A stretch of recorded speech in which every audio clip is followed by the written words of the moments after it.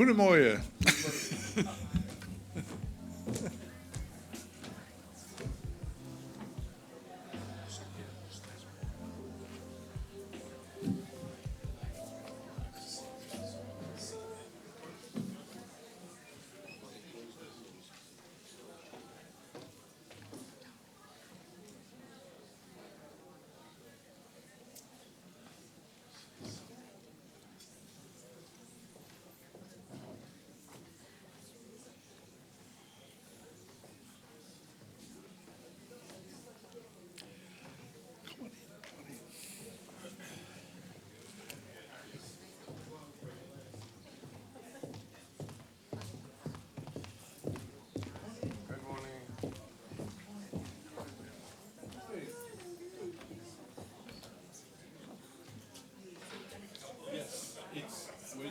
Here, you know.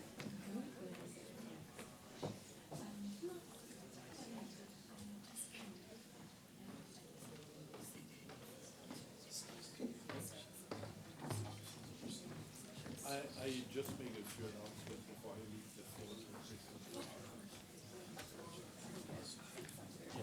Yeah, I see Kristof is.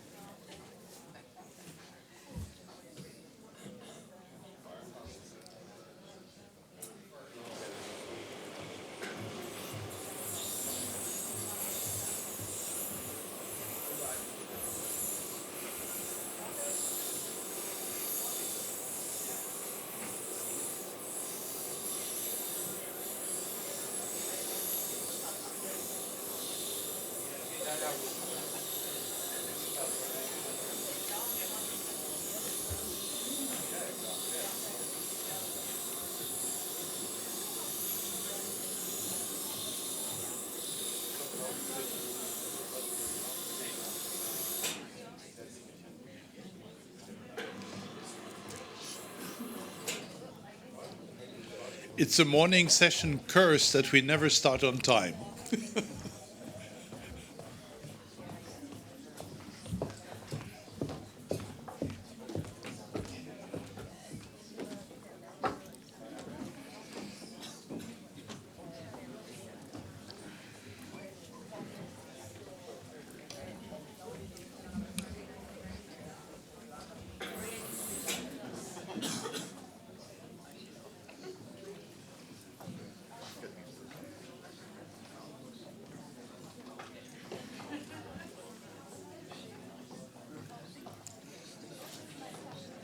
Kristof?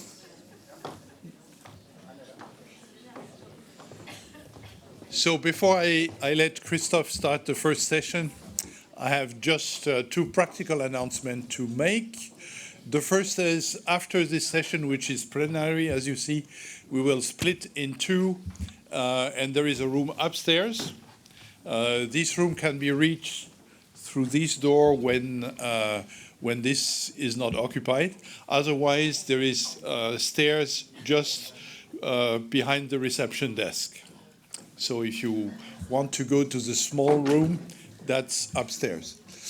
Second thing, I had a few questions about the dinner tonight. You had the opportunity to register on site because it's not free. So if all the speakers are invited, for the participant, if you didn't register and you want to participate in the dinner, it's still possible to register at the front desk. So that was all I had to say. I wish you a great day today. It will be really packed with information, sometimes difficult to decide between two parallel sessions. And with that, I will let Kristof start the first session.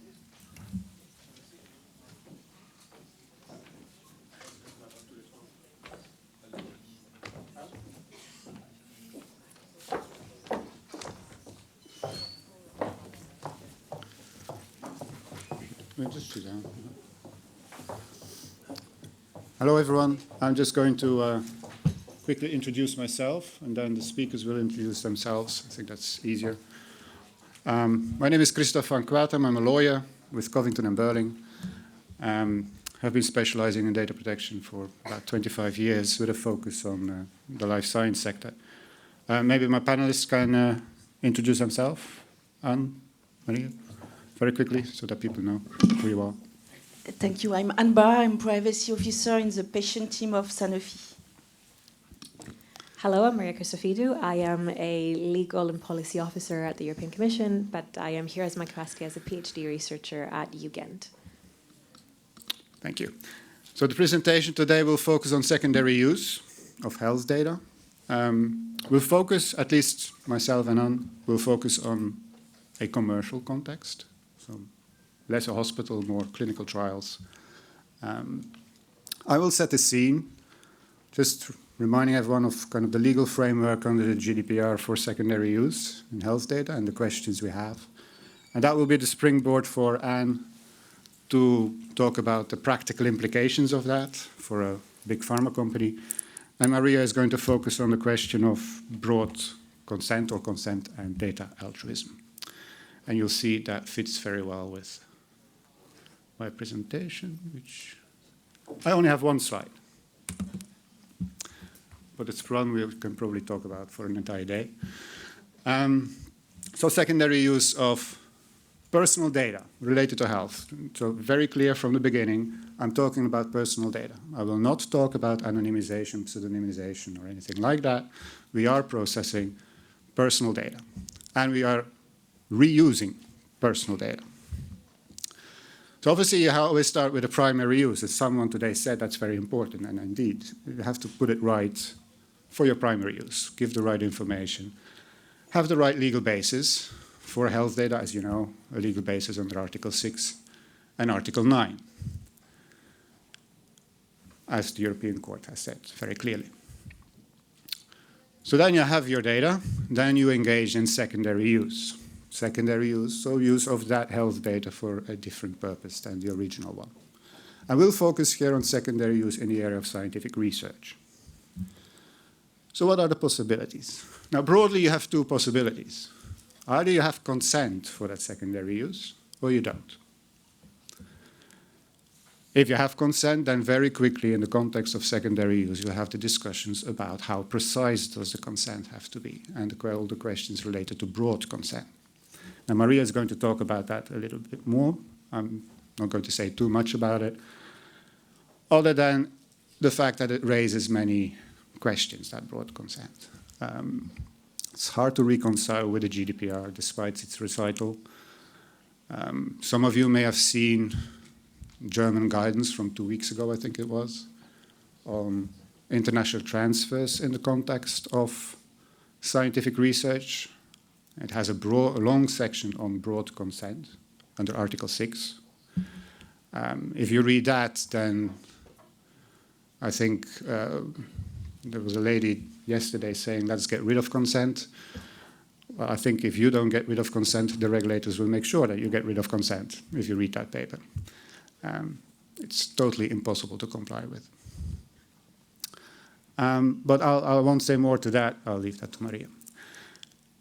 So what happens if you don't have consent for your secondary research? Well, that's a difficult situation. There's two lines of thought that have been floated. First one is, well, you don't have a union or member state law that allows for that scientific research, that reuse, and that sets out the conditions for that reuse. One argument could be, well, you apply Article 5.1b of the GDPR, which says that scientific research is by default compatible with your primary use. You combine that with Article 89, which says that you have to apply safeguards for your secondary use. And there you are. So basically, you allow researchers to define and set out the safeguards for their scientific research. You could do that, for example, in a code of conduct, approved by the regulators with an associated monitoring body. It's fair to say that that is a contested interpretation.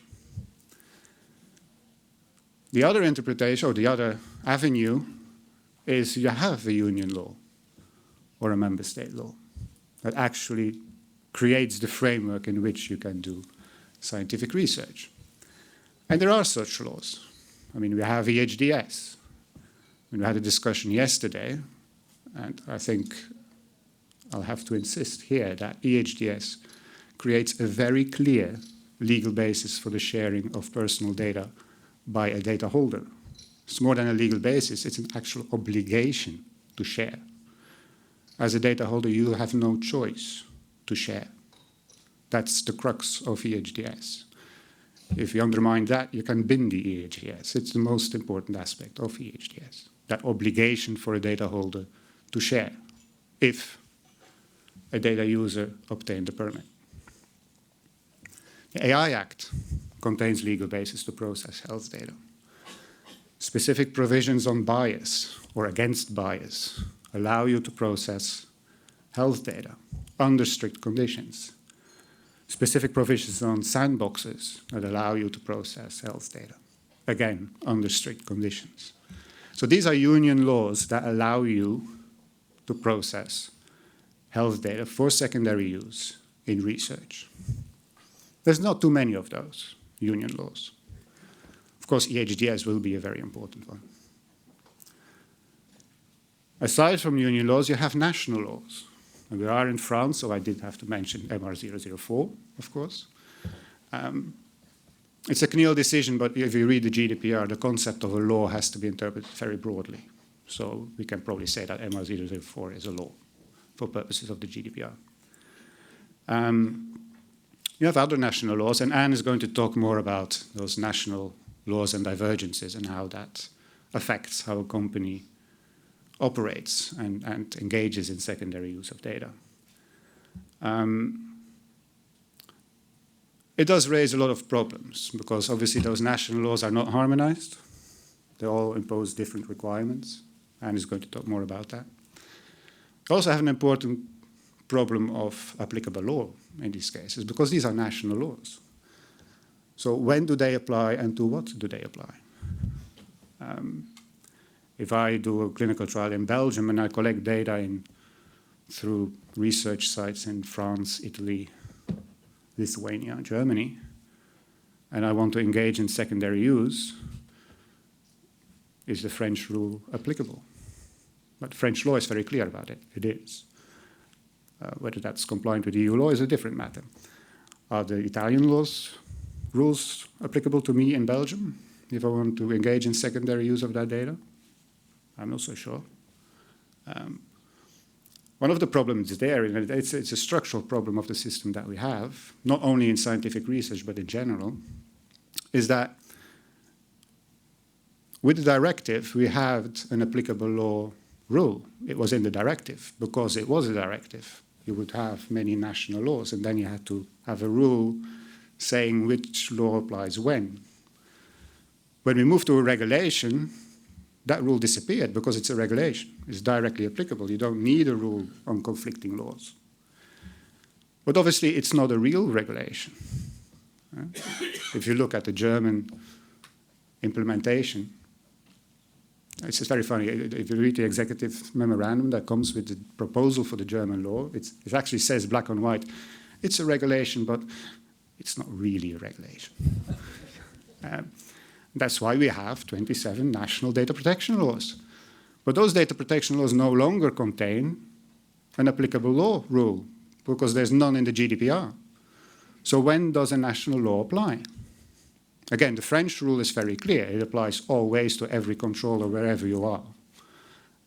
Other laws apply different rules. So you get conflicts of law issues with those national implementations that frame that secondary use of research, which is obviously complicating matters enormously. And I'll stop there, so we have enough time later to have questions, and I'll hand over to Anne for her presentation.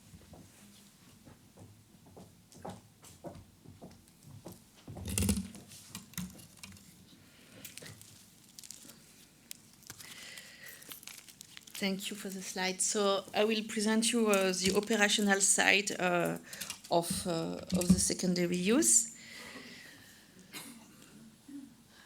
So let's start with, the agenda will cover how we define primary and secondary use in our company, how we categorize the different kind of secondary use, how we govern the data to be provided for secondary use, and then I will illustrate with recent use case.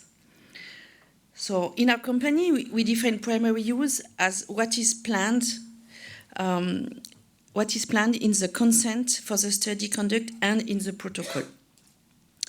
So for secondary use, there are 5 different situations. If the purpose of use is not planned in the protocol nor in the consent form, we consider when it's compatible with the initial purpose, we will call that compatible primary use. So in those 2 first cases, we would provide all patients in the dataset data for the secondary use. In the second case, it would still require a compatibility test. So the next case is when it is planned as an optional consent that is already precise in the consent form. We would call that a planned option, and then the data would be limited only to the patient who have consented for this planned option. So when it's not planned in the consent form, but there was an optional consent, broad consent in this case, provided for future research. This is also another way to use data for secondary use, and in this case, it would be limited to the patient who have provided broad consent with all the limitation of local law as described by Kristof. And in the last case, when you have none of these options in place, this is then incompatible future research. You still have some possibilities to use this data. It would be to re-consent or re-inform, depending on what is the legal basis in the country. And then you would be able to use the data which are provided for the patient who provided consent. And if you have no possibility to reach out to the patients, you cannot reuse this data. Then comes the question about can we use it if we anonymize it? In such case, so far it was the case, we could anonymize this data, but now it is not so simple anymore, and it will be illustrated by the use case at the end of the presentation. So now let's see how to ensure privacy compliance of project when we use personal health data. Again, here there are many different use cases, and I developed a decision tree to clarify how they are different. First, it depends on who the sponsor is. If the project is internally sponsored, there are 3 situations. Data are collected from the patient themselves or from their samples, generated from their samples. Second case of pre-existing health data, they are already in the health records or in a repository. And the third case is about the reuse of sample, human sample. So in the first one, when the data are collected from the patient, it also differs how they are collected. If they are collected through a healthcare professional, an investigator most often, it will be it's a project who will have to follow the MR1 and MR3 in France, depending if it's interventional or observational study. When it's collected directly from patient, like in patient surveys or interviews or testimony panel, it's a bit more tricky, and we haven't completely clarified the situation yet, because there are some specificity in the health law that makes it a bit complicated depending on the purpose of use. It could or could not be included in the scope of the reference methodologies. So if you go to the pre-existing data, So they will be subject to the MR4 French guidance for reuse, and they can be either extracted from medical records or gathered from existing database, like claim database, for instance. And then comes also the question of what is the applicable law on this claims database. If it's a US-only claim database used by a French sponsor, it's not difficult to have a clear understanding of whether we are really subject to the French law or not, especially considering that one of our another French company has filed authorization to the CNIL for such situation, who has been rejected by the CNIL, who said they are not competent. So it's a tricky area where we need to work more with the authority to understand really how to handle this. And then there is a situation where the company the company is not the sponsor, is not the controller, in other terms. No, it's not, sorry, it's not the sponsor. So will it be the controller? Will it have to apply French law? So it will depend on the involvement in the study. There are two situations. There were the investigator's sponsor study, where there will be no responsibility of our company, for instance, who may provide, for instance, the drug for the study, or this kind of thing. It will only be the responsibility of the investigator. In the green box here, there will be no privacy. Is there a pointer? Not sure. There will be no privacy requirements applicable to us, only to the investigator who will take all the responsibility. But it would be different in case we get a copy of this data. Especially if we ingest the data, or if we ask the third party to process the data for us. In such case, we become again a controller, and again we have to apply the French law and comply the applicable reference methodology, because it can be any of the three depending of the exact study. And when there is a collaboration with an investigator, in such case, usually we have a responsibility. We may be joint or independent controllers, but we define that in the contract, and usually we will ask the teams to complete the appropriate privacy assessment form. And in all these cases, so we have seen the privacy decision tree and which process to be followed, but there is also now time to operationalize the access of the data, so to see how to ingest it, how to make control requests, and how to provision them. So on this slide, we have partially we describe how we organize the data access governance. So we have partially automated the access, and it has been a common effort from digital, legal, and privacy teams who have been working together on the conception of this approach, and on the creation of what we call a personalized data foundation system, in which the role and responsibility have been defined, as well as the necessary metadata for legal aspects, privacy and IP, that are necessary to decide if the data can or cannot be provided.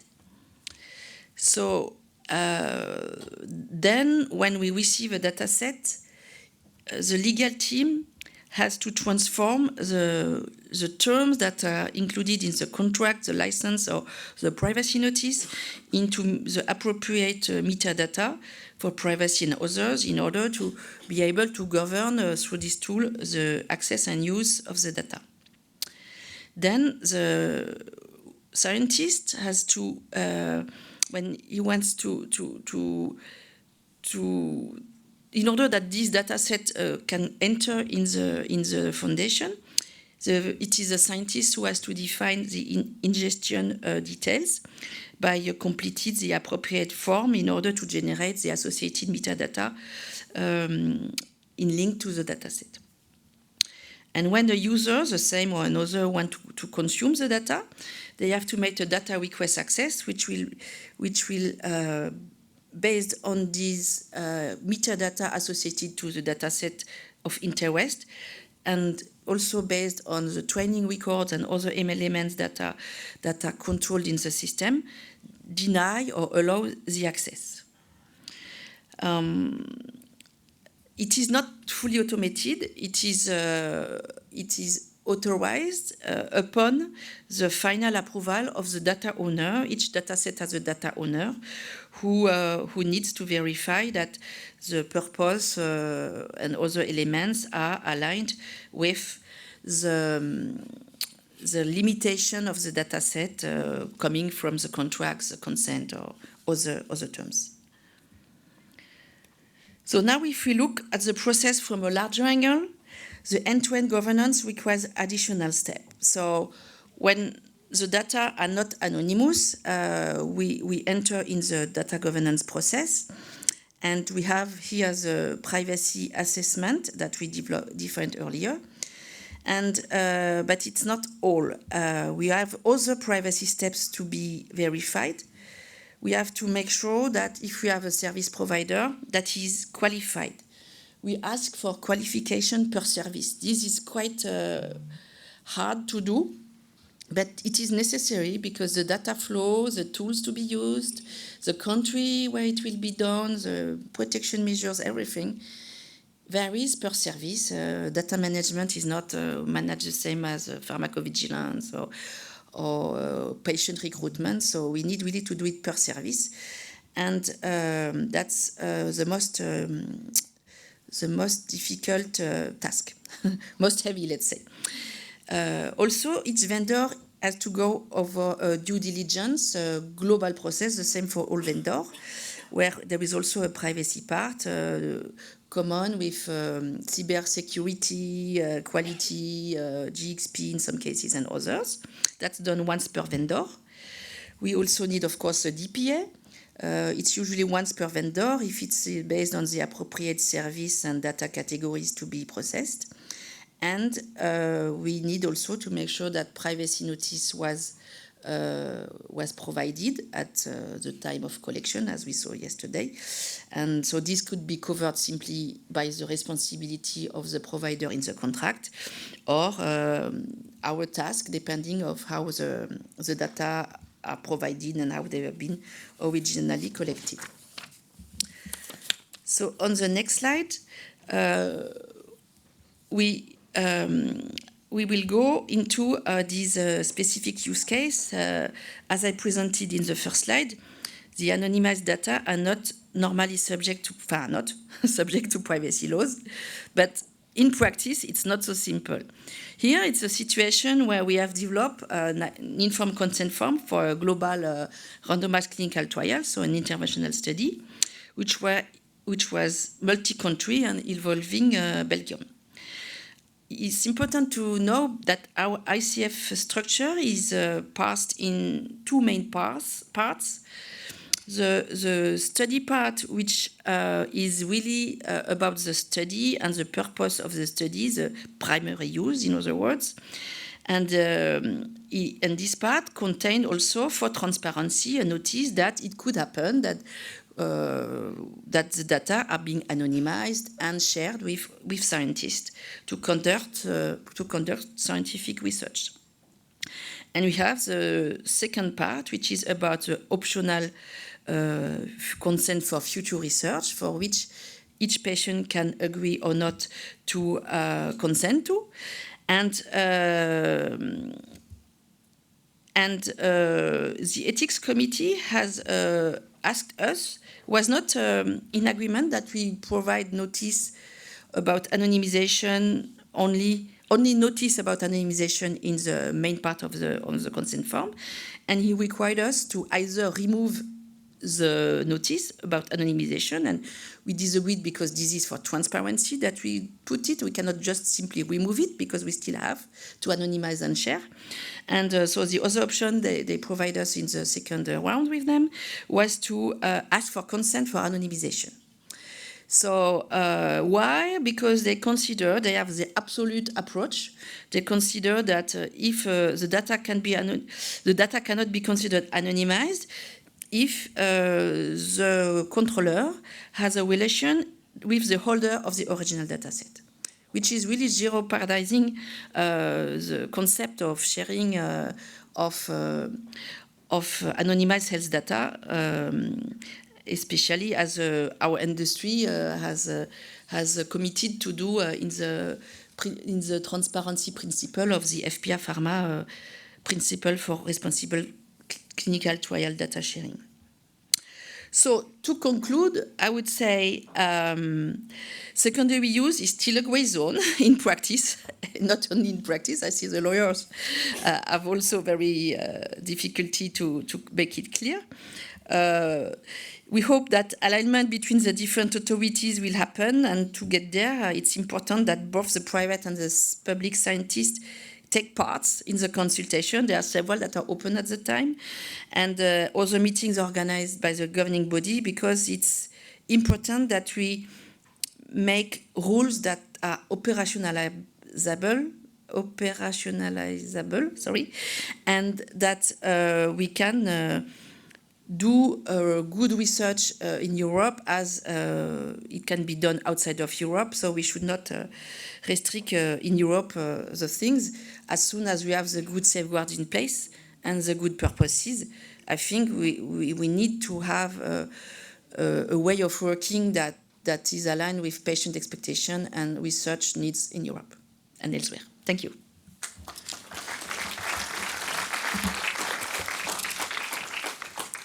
So now I give the seat to Maria.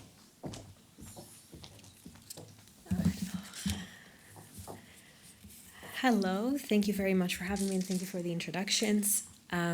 So I would like to start maybe by skipping the introduction, because I've been introduced plenty of times by now, and instead going on into the subject. So I think it's been very highlighted so far that secondary uses of data are by no means an easy feat. It's a very complicated process for the launch of studies, for lawyers that need to decipher it, for engineers that need to design the infrastructure, but also for patients to feel like they really are involved in every part of the process, not just at the outset of donating their data.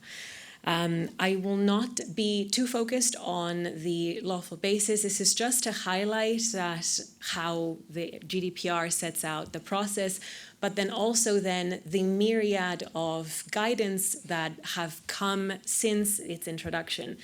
I include here a couple as an example, just to highlight the fact that in spite of 3 pieces of guidance that have come through, there are still questions about how can you actually truly reuse data when the lawful basis you're using is consent, but then how can you use it in a time of crisis such as COVID, where you needed to have a lot of information and you needed to have it fast, and how can then the present, let's say, situation with GDPR and consent work with an ever-evolving infrastructure and ecosystem of data sharing. There we go. Now, a review of existing literature I will try not to make this too academic, but it will give you the following, let's say, takeaways.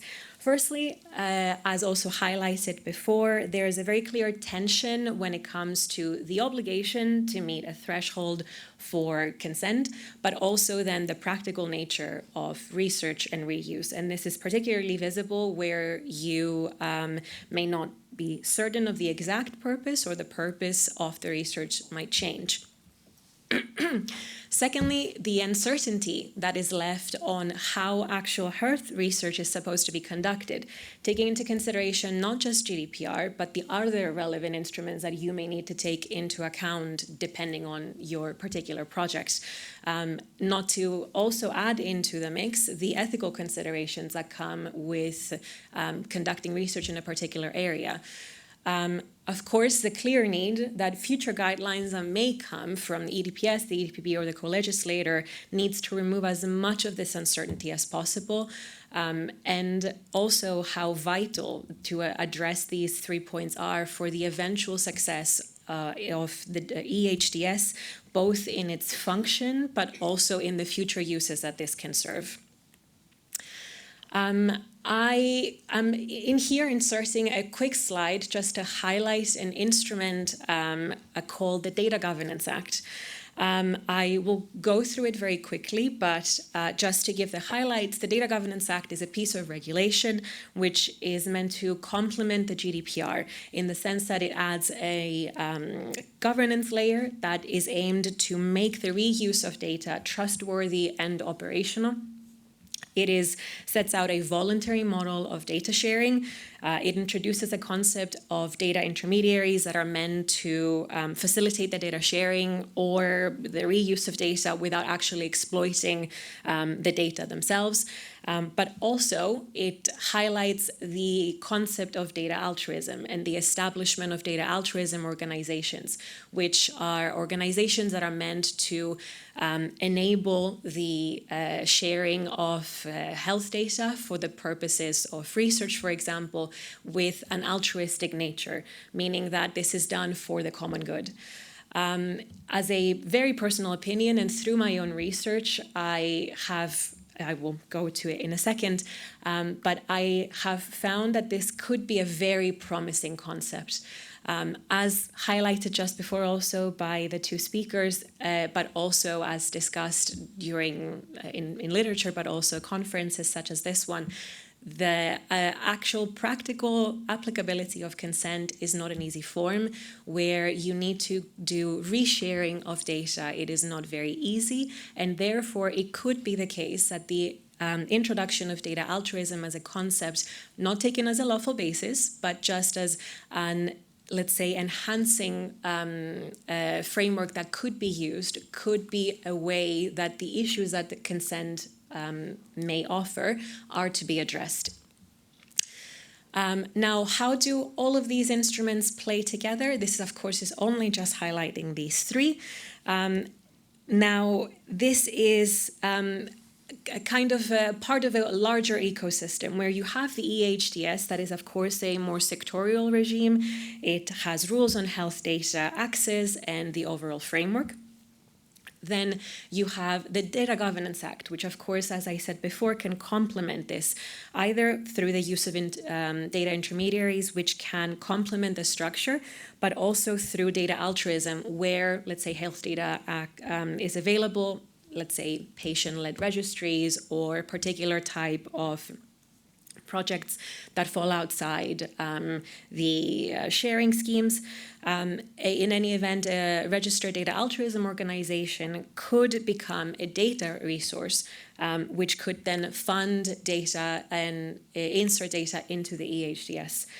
Of course, the GDPR is the data protection requirements and the overall framework as a baseline. Now, as the first step in my research, I went into, which took place during the time of COVID. I observed through my very first steps of researching the area that there seemed to be a, let's say, dissatisfaction with how the GDPR was corresponding to making data available via consent. I did a variety of searches across literature and identified that where the relevant publications were concerned, three themes were identified.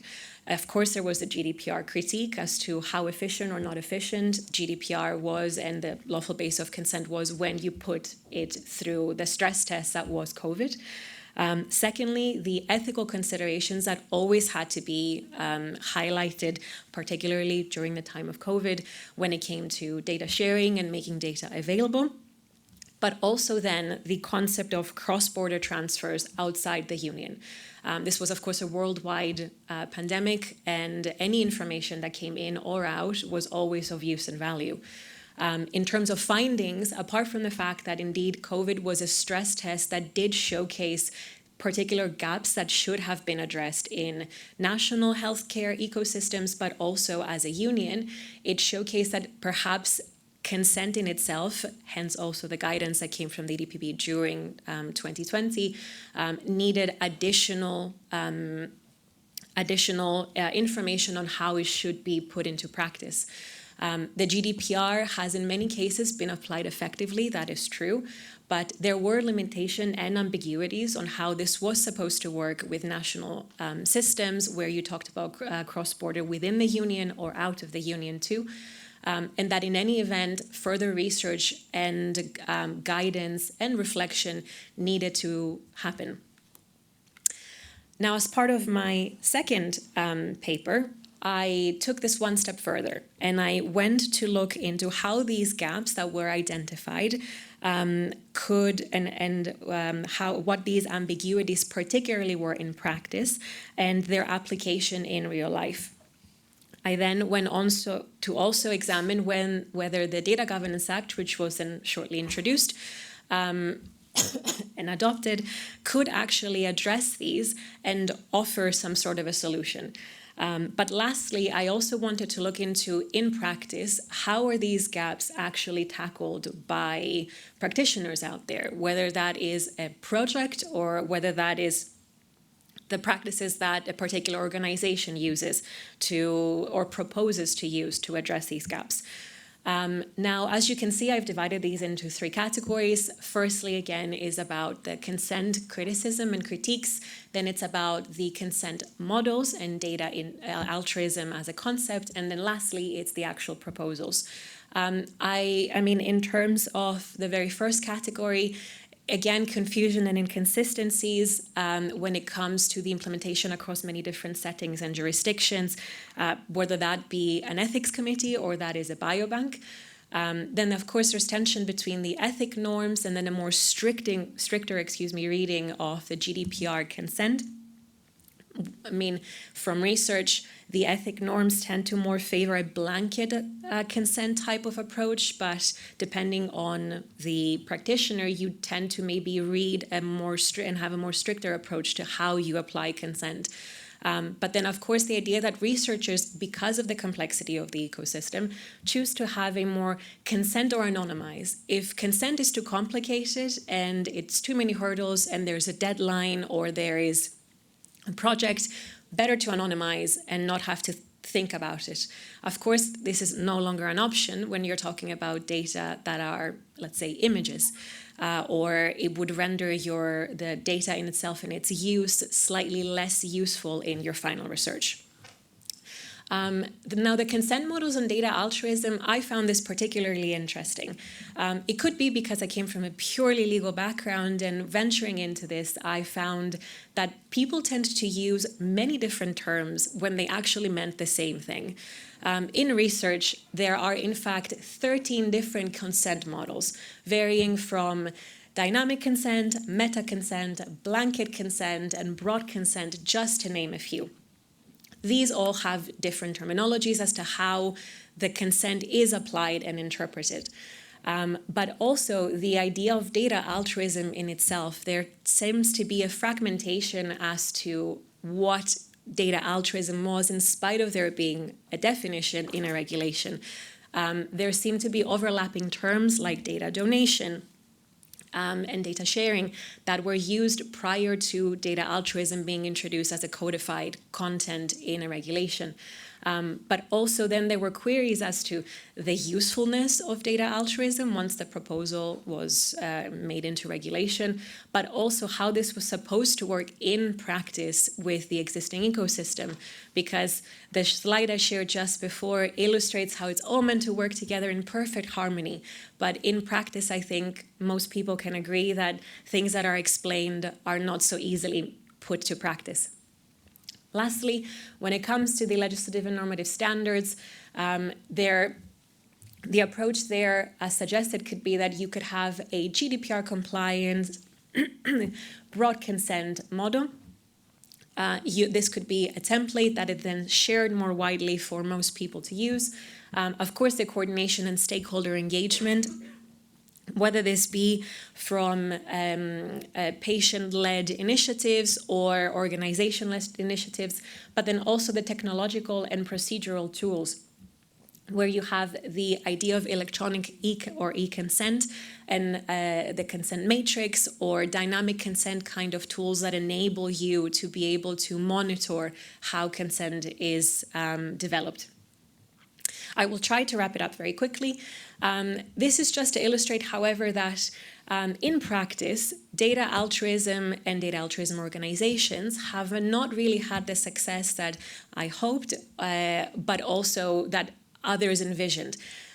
There was, of course, at the time of the proposal, you can see at the top, criticism as to the inconsistent nature that the proposal had and how this would all work in practice. But then, as you can see at the bottom, these screenshots were taken 2 days ago. This is the current uptake of data altruism organizations and data intermediation services and organizations across Europe. And to say that there's only currently, since the introduction of the regulation, 2 in the entirety of Europe, when I am sure that many more organizations can identify themselves as part of the description, but have not chosen to identify themselves as such, is telling of something. Another added layer is the fact that the Commission has given hints that maybe there will be a simplification exercise.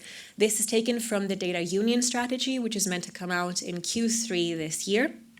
And it highlights in the 4th paragraph that the Union Strategy will also lay out a more coherent and simplified legal framework for data sharing, drawing on existing rules like the Data Act and the Data Governance Act.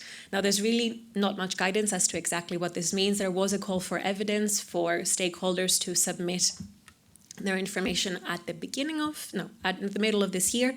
But what this means in terms of an impact on data sharing, on the GDPR, on consent, on data altruism, and data altruism organizations in general remains to be seen. Just some departing thoughts. GDPR's informed consent, of course, is legally clear. I mean, I'm sure maybe Kristof would disagree, but you could say it's legally clear. But in practice, is it actually that easy to use? Is it fit for purpose? When it comes to, again, the secondary uses of data.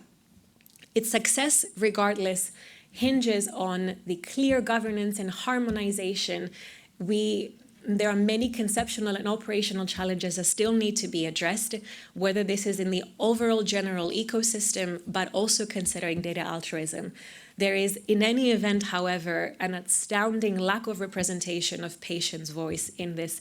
After presenting my second paper, the first comment that I received from an individual who read it was, it's interesting because I'm sure data altruism might serve the researcher, but does it actually serve the patient?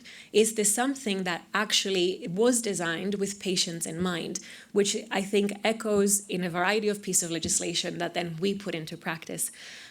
In any event, for all of this to be actually successful for a future in data sharing, but also the EHDS, we do need more multidisciplinary, stakeholder, inclusive deliberations and initiatives that always make sure that we don't make the researcher's life hard, but we also do not leave the patient behind.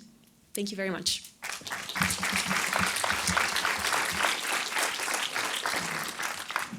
So thank you both. So we have a little bit of time for questions, I hope. Any questions from the audience?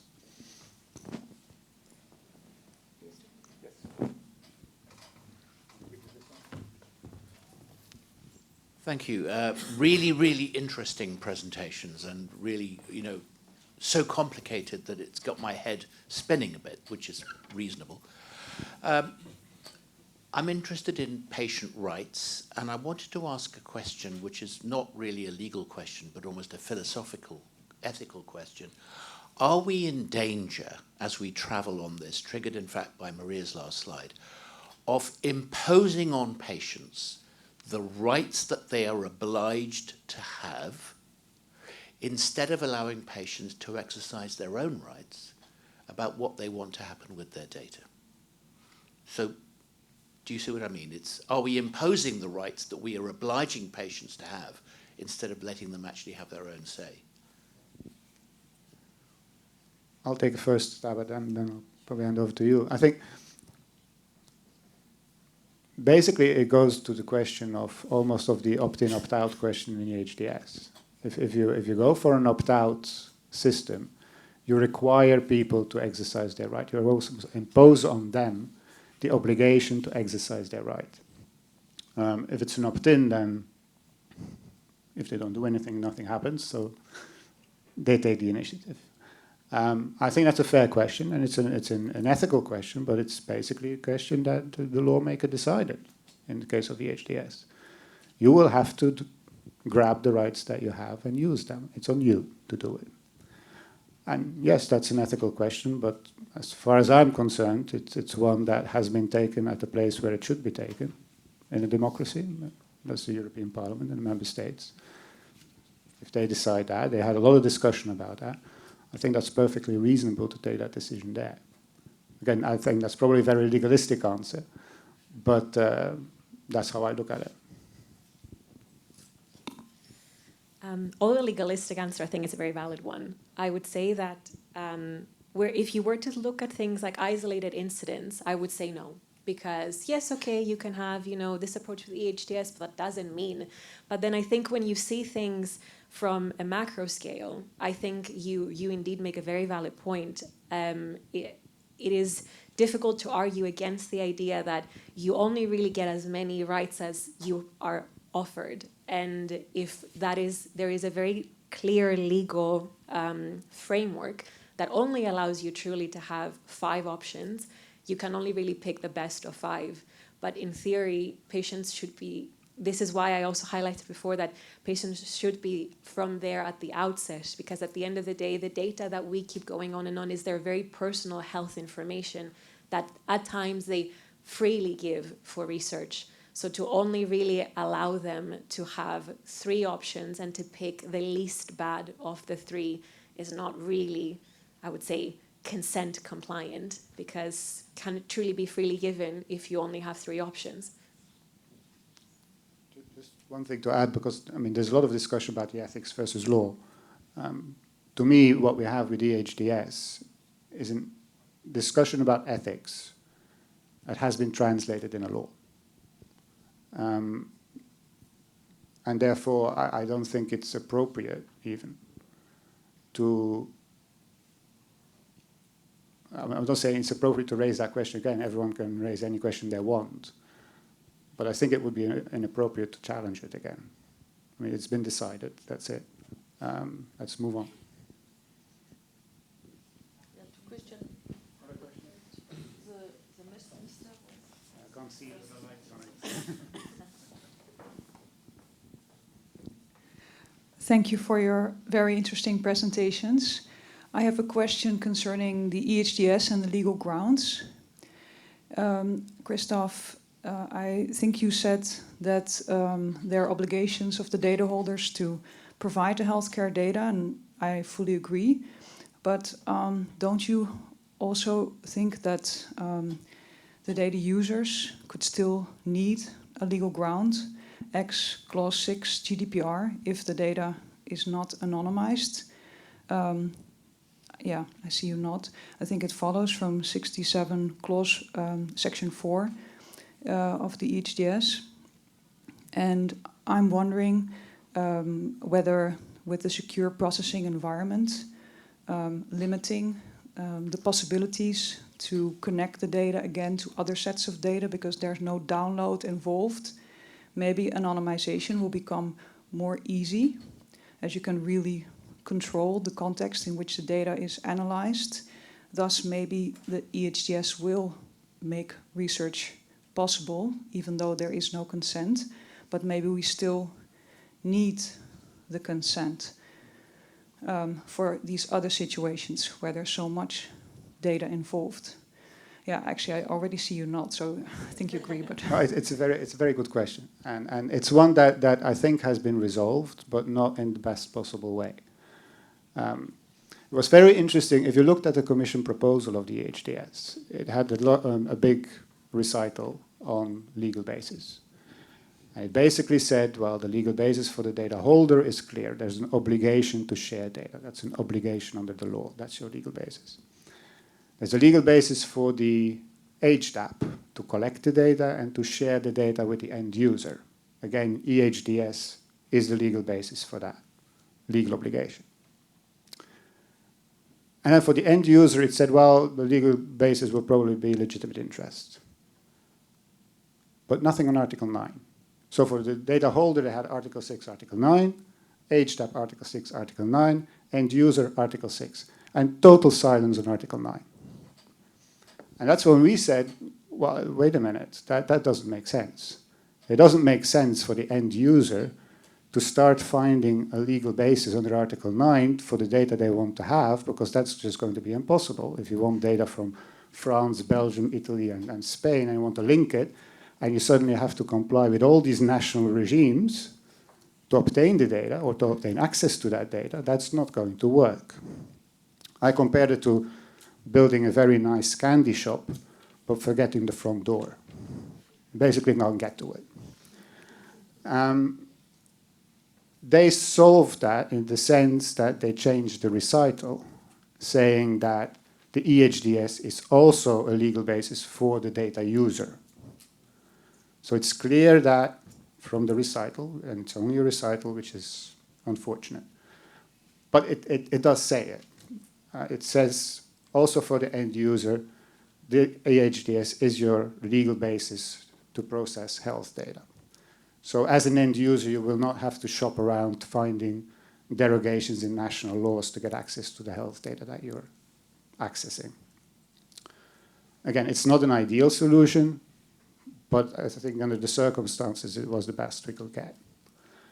I think when it comes to anonymization, I think SRB may actually be very helpful for EHDS, because SRB should make it easier for an end user who is far away from the data holder potentially to argue that in the circumstances that the end user is using the data and receives access to the data are such that for the end user, the data are actually not personal data.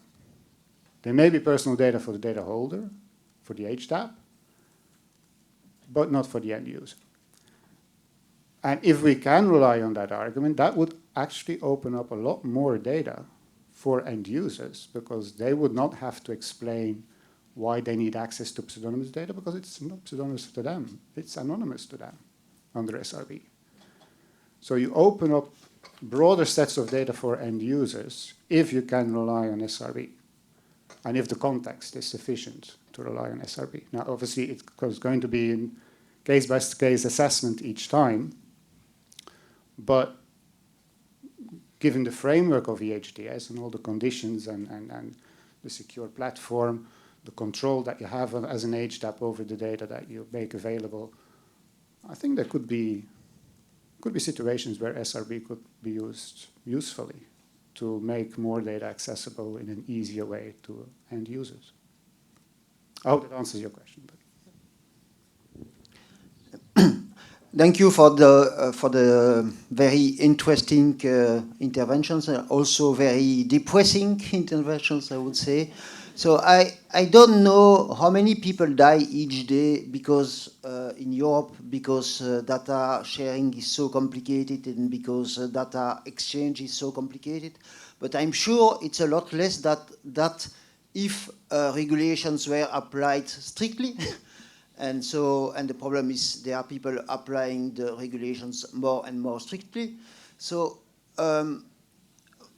is it not absolutely necessary that lawyers like here, like you, declare, okay, it is now totally impossible to follow the regulations without, well, and to do something. So we have to do this and this. I don't know, for example, we have to stop with national regulations in those domains because it's complexifying. And we have to have one form of consent where people can really consent to everything. You know, I'm a citizen. I want to share my health data, and that's impossible. I mean, I cannot say I want to give it, point, you know. And so maybe, for example, I think it's totally impossible to renounce to the right of renouncement. Okay? And we all know that it's very bad, this aspect for research. We all know. I can try to address just at the beginning. I mean, understood. I think when it comes to the opportunities, let's say, that varying applications present, it's not all bad, you know. But at the same time, I also think that if it's that many, that you take a look at of what you're supposed to do, the legal instruments you're meant to use, and you have more questions than answers on how you can tackle addressing the ecosystems, because I think so far we've just discussed EHDS, GDPR, and maybe the Data Governance Act, but you might also have to consider the AI Act, you may also have to consider the Medical Devices Regulation, and then you have more regulations that maybe you have data to have to, you know, feed a thread through the needle. This is to say that though there are differences between having a directive in force and having a regulation in force. And having a directive in force, to be a bit legal, would allow you diverging approaches across member states. But having a regulation, in theory, should not do that to the same extent. Where you have discretion of member states to adapt national rules to make it harder or easier, you can, and that's great. But a regulation that is meant to be, again, excuse the choice of words, but the guiding force into protecting data and enabling data sharing should not cause perhaps as much of a headache as it does currently. I would just add on the uniform consent, there has been a very good exercise a few years ago in an IMI, European IMI project called Do It. We put together many pharma, many hospitals, patients, ethics committees, and several DPAs, including the CNIL, the German one, and others. And we came nearly to a consensus where we had it was a bit like the approach I described in our consent. So we have the consent for the study, where we explain everything, including privacy. And then we have the broad consent, which is not unlimited. It's a broad consent with some limitations, such as research, diagnosis, and the third one that I don't remember, which is what we need, I think. And it was, the patients were really happy with it. They want to give data, as you said, and they want to be involved in the governance to maintain trust. And I think we just need one more step to make it an official one. That I saw no pushback on it. It's just not broadly used enough or known enough, or not aligned with some local understanding of the ethics committee or the privacy agency. But we should probably all together continue working on that, maybe on an IHI project, or I don't know, but let's try it.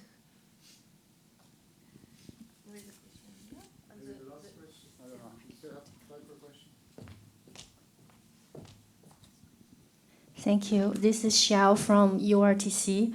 Thank you very much for your presentation. You can't imagine how happy I am when I see the very nice organized table for the conditions of consent and conditions for reuse, because in our organization we constantly are doing the same exercise. And I just want to emphasize one point from that table. We were discussing about optional consent for future research.